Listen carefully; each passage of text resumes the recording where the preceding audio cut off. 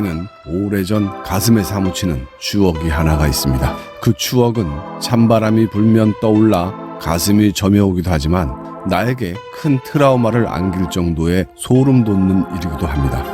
우리 집은 서울의 한 변두리에 사는 평범한 중산층이었지만 한때 아버지가 사놓았던 땅이 개발되면서 일생일대 최대의 부를 누리게 되었습니다. 그럼과 동시에 나는 방탕한 생활을 하게 되었고 나이트클럽에서 나보다 1살 어린 여자를 만나게 되었습니다. 그녀는 누가 봐도 예쁘다는 말이 나올 정도로 미인이었지만 짙은 화장에 화려한 장신구를 온몸에 휘감은 행색이 딱 봐도 내가 감당할 만한 여자가 아니었습니다. 그런데 잠시 후 그녀의 친구가 허겁지겁 다가와 너희 엄마가 찾아왔다며 호들갑을 떠는 것이었습니다. 그 말을 듣자마자 그녀는 자신을 못 봤다고 하라며 쏜살같이 내뺐습니다. 잠시 후 강렬한 사이키 조명 사이로 긴 머리를 말아 올리고 비녀로 쪽진 중년의 아주머니 한 분이 등장합니다. 그분은 고무신에 한복 비슷한 차림을 하고 많은 인파 속에서 자신의 딸을 애타게 찾고 있었습니다. 조금 전 내가 외모만 보고 판단했던 그 가볍고 천박한 여자는 누군가의 소중한 딸이었던 것이었습니다. 나는 나의 선입견에 그녀에게 미안한 생각이 들었고 대체 이게 무슨 일인가 그 사연이 몹시 궁금해졌습니다. 그 후 그녀는 서서히 내 마음속에서도 아주 귀하고 소중한 존재로 자리 잡기 시작했습니다. 난 그녀가 있는 곳을 알아내기 위해 백방으로 뛰었고 수소문 끝에 결국 그녀를 찾아냈습니다. 나의 진심이 통한 걸까요? 그 후 그녀와 나는 꿈같은 교제를 시작했습니다. 알고 보니 그녀는 첫인상과 다르게 마음이 여리고 심성이 너무나 착한 사람이었습니다. 우리는 더 이상 나이트클럽에 가지 않았고 내가 음악을 좋아하니 음악다방, 그네가 있는 놀이터, 햇살이 뜨거운 한여름의 대학가 거리, 낙엽이 뒹구는 가을의 공원, 한겨울 칼바람을 피하기 위해 숨어든 낯익은 건물의 현관 입구, 달리는 자동차와 여유롭게 흐르는 강물이 공존하는 회색빛 한강다리에서 시간 가는 줄 모르고 이야기꽃을 피웠습니다. 멋지고 화려하진 않았지만 서로의 온기를 느끼는데 그 정도의 장소라면 충분했습니다. 어느 곳에서 함께 있어도 늘 가슴이 절절하고 애틋할 정도로 그녀를 사랑했습니다. 그녀는 도시 한복판에 자리 잡은 정원이 있는 3층짜리 단독주택에 살고 있었습니다.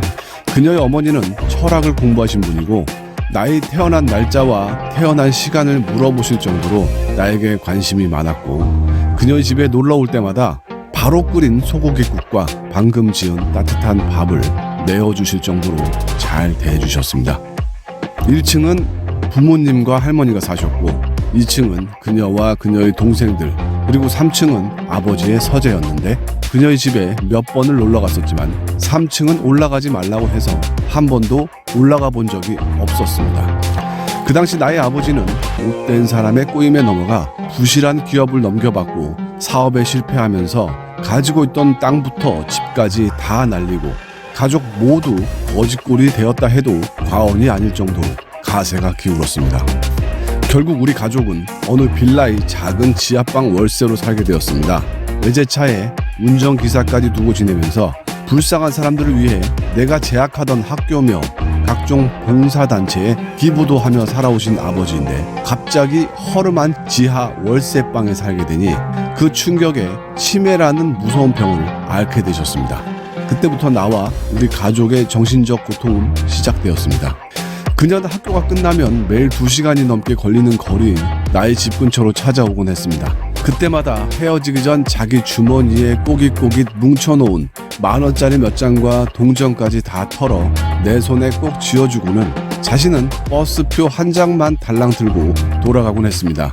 나에 대한 그녀의 지조와 절개는 비가 올 때나 눈이 올 때나 변함이 없었습니다. 난 그렇게 매일 찾아오는 그녀의 귀엽고 사랑스러운 모습을 그저 말없이 지켜볼 수밖에 없었습니다. 그런데 언젠가부터 그녀에 비해 나란 존재는 너무 무능하고 가치가 없는 존재로 스스로 판단하게 되었습니다. 그녀가 몹시도 기다려지고 보고 싶었지만 앞으로 살아나갈 길이 막막한 현실 속에서 여자에 빠져 사는 내가 싫었고 이런 불안한 환경 속에서 더 이상 나는 그녀에게 해줄 수 있는 게 아무것도 없다는 현실이 괴로웠습니다. 그녀와 헤어져야겠다고 강하게 마음을 먹었습니다. 비가 오는 어느 날 나는 우산에 장미꽃을 예쁘게 달고 찾아온 그녀의 우산을 빼앗아 꺾어 바닥에 팽개치고는 너 때문에 아무것도 할 수 없다고 다시는 이곳에 오지 말라며 차갑게 말하고 돌아섰습니다. 이제 다 끝났어라며 단단히 마음먹고 잠자리에 들려고 했으나 도저히 잠을 이룰 수가 없었습니다. 한참을 뒤척이다 벌떡 일어나 내가 무슨 짓을 한 거야? 내가 미쳤었구나. 잠시 정신이 나갔다 돌아온 사람처럼 갑자기 미안한 마음이 폭풍처럼 밀려왔습니다. 다시 불이 나게 그 자리를 달려갔습니다. 그런데 날이 한참 저물어 늦은 밤이 되었는데도 한 발자국도 움직이지 않은 채 그대로 서 있는 그녀를 발견합니다. 그녀의 발밑에는 내가 꺾어버린 투명 우산과 장미꽃잎이 비에 젖어 널브러져 있었습니다. 난 단숨에 달려가 그녀를 안고는 미안해 라는 말만 계속 반복하며 울었고 잘못한 게 하나도 없던 그녀도 아니야 내가 생각이 짧았어 내가 미안해 라며 슬프게 울었습니다. 그렇게 우리의 불안한 사랑은 시작되었습니다.